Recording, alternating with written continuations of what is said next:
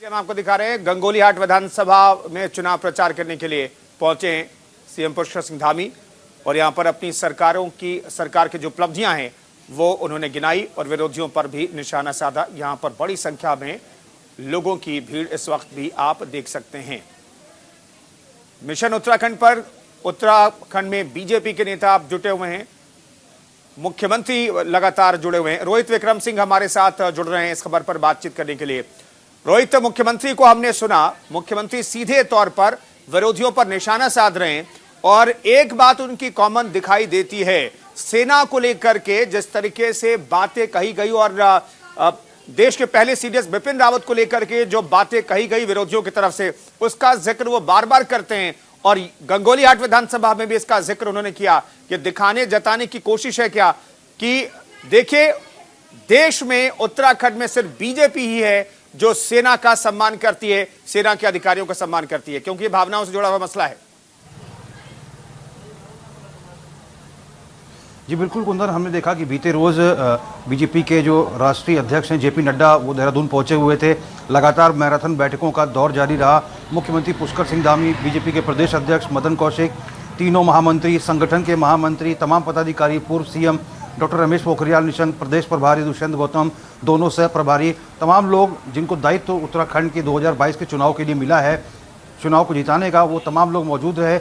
और तमाम लोगों से बीजेपी राष्ट्रीय अध्यक्ष जेपी नड्डा ने साफ तौर पर कहा है कि अब आगामी जितनी भी जनसभाएं या फिर रैलियां होंगी उनमें जमकर विरोधियों पर हमला करना है, प्रदेश सरकार की उपलब्धियों को और केंद्र सरकार की उपलब्धियों को जन जन तक पहुंचाना है, संगठन के स्तर पर जो काम हो रहे हैं उनमें भी तेजी लाना है। और इसी के तहत आज मुख्यमंत्री पुष्कर सिंह धामी पिथौरागढ़ के गंगोलीहाट विधानसभा क्षेत्र पहुंचे, जहां पर उन्होंने करोड़ों की लागत का विकास योजना का शुभारंभ किया, लोकार्पण किया और जनसभा को संबोधित किया। कांग्रेस पर हमलावर मुख्यमंत्री पुष्कर सिंह धामी नजर आए और साफ तौर पर सेना के सम्मान की बात कर रहे हैं, सैनिकों के सम्मान की बात कर रहे हैं। तो कि कुंदन, उत्तराखंड में हर दूसरे घर से एक सदस्य भारतीय सेना में हो, चाहे वो थल सेना हो, वायुसेना हो या फिर नौसेना हो।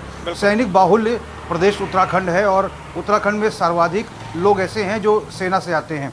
तो लिहाजा इसी के तहत भव्य सैन्य धाम का भी कुछ दिन पहले शिलान्यास हुआ। रक्षा मंत्री राजनाथ सिंह ने इसका शिलान्यास किया।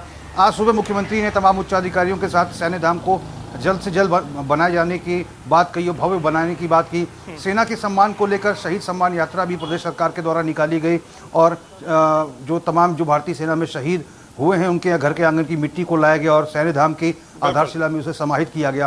तो समझा जा सकता है कि सेना को लेकर भारतीय जनता पार्टी संवेदनशीलता दिखा रही है, क्योंकि बीजेपी को पता है कि सर्वाधिक सैन्य परिवार यहाँ पर रहते हैं और अगर उनको लुभा लिया जाएगा, इसलिए मुख्यमंत्री सेना का जिक्र बार-बार अपनी सभाओं में जरूर करते हैं, सेना को लेकर के जरूर कुछ न कुछ बातें रखते हैं। बने रहिए रोहित, आगे लौटेंगे आपके पास, तमाम खबरों पर बातचीत करेंगे। सीएम पुष्कर सिंह धामी की अध्यक्षता में सैन्य धाम के संबंध में बैठक आयोजित भी की गई है। बैठक में सैन्य कल्याण मंत्री गणेश जोशी भी मौजूद रहे। मुख्यमंत्री ने अधिकारियों को निर्देश दिए कि सैन्य धाम का निर्माण कार्य जल्द शुरू किया जाए, इसके साथ ही कार्यों की चरणबद्ध कार्य योजना बनाई जाए और मुख्यमंत्री ने कहा कि सैन्य धाम के निर्माण के लिए अधिकारियों को समय पर कार्य पूरा करने के निर्देश दिए जाएं।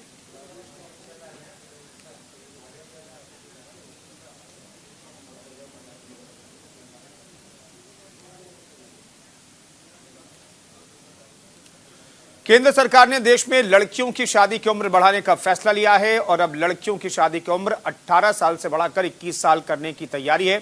इसके बाद उत्तराखंड की लड़कियों में भी खुशी देखने को मिल रही है। मोदी सरकार के इस फैसले के बाद लड़कियां बीजेपी अध्यक्ष जेपी नड्डा के कार्यक्रम में पहुंची और नरेंद्र मोदी के लिए जेपी नड्डा को धन्यवाद पत्र सौंपा। उन्होंने कहा कि मोदी सरकार के इस फैसले से राज्य नहीं बल्कि देश भर की बालिकाओं को बेहतर जीवन जीने का मौका मिल पाएगा।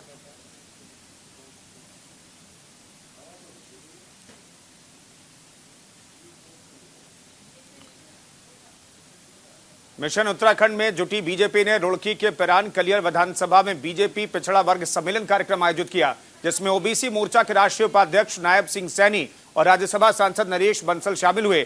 और इस मौके पर नायब सिंह ने बताया कि केंद्र सरकार ने पिछड़ा वर्ग के लिए जितनी योजनाएं लागू की वो किसी सरकार ने नहीं की है। उन्होंने ये भी कहा कि हमारी योजनाओं का लाभ हर वर्ग के लोग उठा रहे हैं और उत्तराखंड उत्तर प्रदेश में इस बार फिर से बीजेपी की ही सरकार आने वाली है।